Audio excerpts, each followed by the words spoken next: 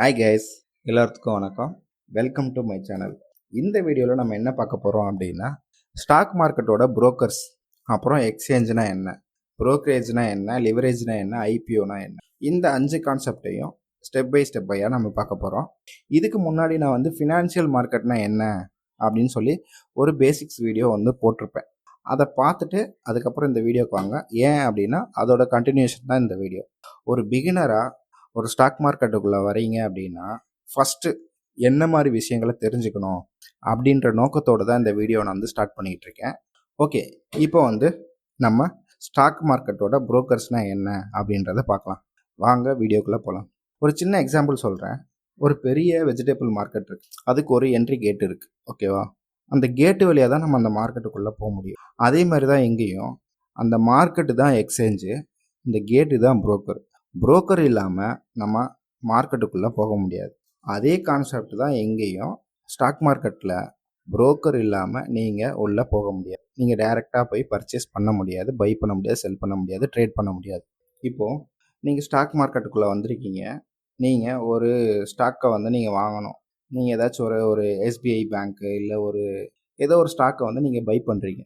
நீங்கள் பை பட்டனை ப்ரெஸ் பண்ணதுக்கப்புறம் என்ன நடக்கும் அப்படின்னா, உலகத்திலே இருக்கும் ஒரு பவர்ஃபுல் சிஸ்டத்தை நீங்கள் ஆக்டிவேட் பண்ணுவீங்க. எப்படி அப்படின்னா, நீங்கள் பை பட்டனை ப்ரெஸ் பண்ணதுக்கப்புறம் என்னாகும் அப்படின்னா, உங்களோட ஆர்டர் என்னாகும் அப்படின்னா புரோக்கர் சர்வருக்கு போகும். அங்கேருந்து அல்ட்ரா ஃபாஸ்ட் ஃபைபர் நெட்வொர்க் மூலயமா எக்ஸ்சேஞ்சுக்கு ட்ராவல் ஆகும். அந்த எக்ஸ்சேஞ்சுன்றது என்ன அப்படின்னா, அது ஒரு பெரிய சூப்பர் கம்ப்யூட்டர் மாதிரி. அங்கே என்ன நடக்கும் அப்படின்னா, மில்லியன்ஸ் ஆஃப் ஆர்டர், உங்களை மாதிரி நிறைய பேர் ஆர்டர் அந்த நேரத்தில் பை பண்ணியிருக்கலாம், செல் பண்ணியிருக்கலாம். அந்த மாதிரி மில்லியன் கணக்கான ஆர்டரை பர் செகண்டில் அது ஹேண்டில் பண்ணும். அந்த அளவுக்கு ஒரு பவர்ஃபுல்லான சிஸ்டம் அது.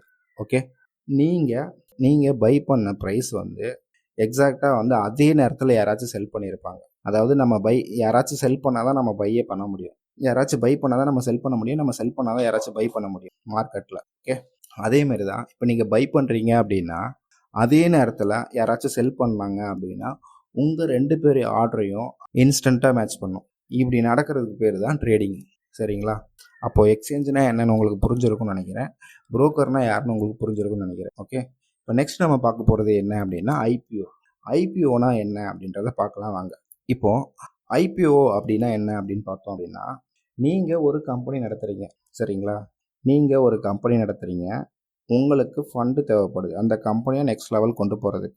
அப்போ நீங்கள் என்ன பண்ணுவீங்க அப்படின்னா, ஷேர் மார்க்கெட்டுக்குள்ளே உங்கள் கம்பெனியை கொண்டு வருவீங்க.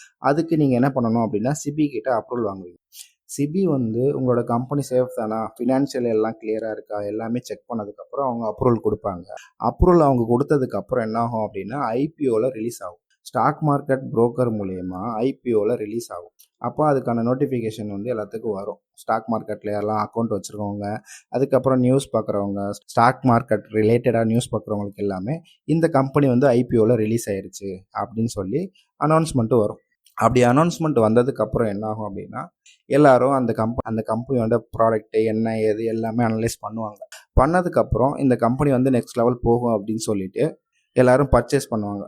ஒரு இவ்வளோ குவான்டிட்டியில் நீங்கள் வாங்கணும், மினிமம் 100 ஷேர் வாங்கணும், ஒரு ஷேர் ப்ரைஸ் இவ்வளோ அப்படின்னு சொல்லி அந்த கம்பெனிக்கு தேவையான அந்த அமௌண்ட்டை அந்த ஷேர் ப்ரைஸில் அவங்க சொல்லியிருப்பாங்க. உங்களுக்கு இது எல்லாமே சூட்டபிள் ஓகே அப்படின்னா நீங்கள் வாங்கிக்கலாம். இப்போது ஐபிஓனா இதுதான். நெக்ஸ்ட் நம்ம என்ன பார்க்க போகிறோம் அப்படின்னா, புரோக்கரேஜ்.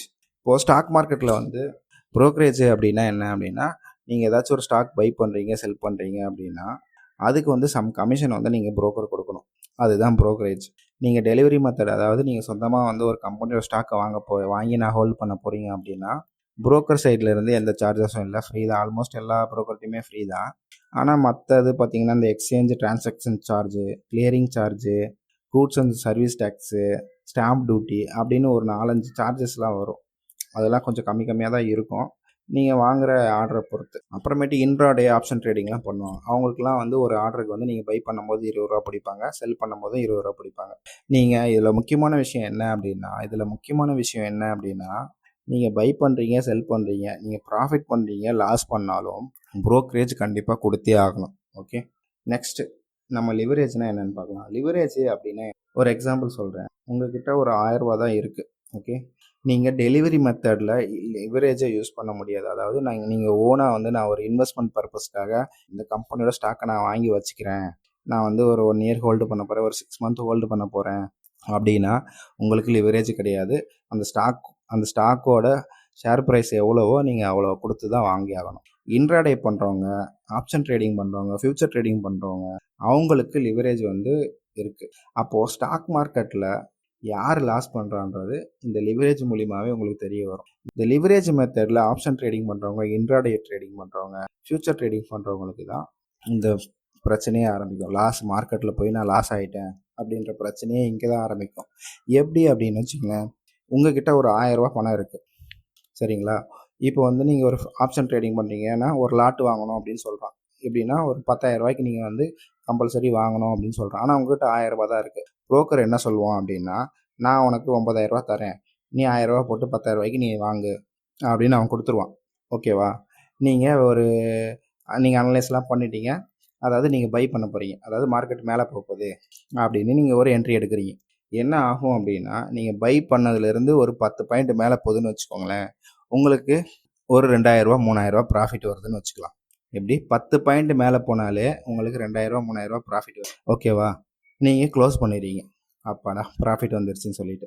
இதே மெத்தடில் நீங்கள் வந்து திருப்பி நீங்கள் மட்டும் ஒரு 1000 ரூபா தான் இருக்குது, நீங்கள் பை பண்ணுறீங்க, அவன் 9,000 ரூபா கொடுப்பான், நீங்கள் ஒரு 1000 ரூபா போட்டு 10,000 ரூபா உங்களுக்கு வந்துடும். 10,000 ரூபாய்க்கு நீங்கள் பை பண்ணுறீங்க. பண்ணதுக்கப்புறம் என்ன ஆகும் அப்படின்னா, சடனாக வந்து மார்க்கெட் வந்து மேலே போகாம 10 பாயிண்ட் கீழே வந்துருச்சு. 10 பாயிண்ட் இல்லை, ஒரு 3 பாயிண்ட் 4 பாயிண்ட் கீழே வரும்போது என்ன ஆகும் அப்படின்னா, உங்களோட 1000 ரூபாய் வந்து 10,000 ரூபாயில் வந்து 1000 ரூபாய் எப்போ கம்மியாகுதோ அது வரைக்கும் மார்க்கெட் வந்து உங்களோட அமௌண்ட் வந்து அப்படியே இருக்கும். அந்த 10,000 ரூபா வந்து ஃப்ளோட்டிங்லேயே இருக்கும். அதாவது 9,500 ரூபா வரும்போது அப்படியே இருக்கும்.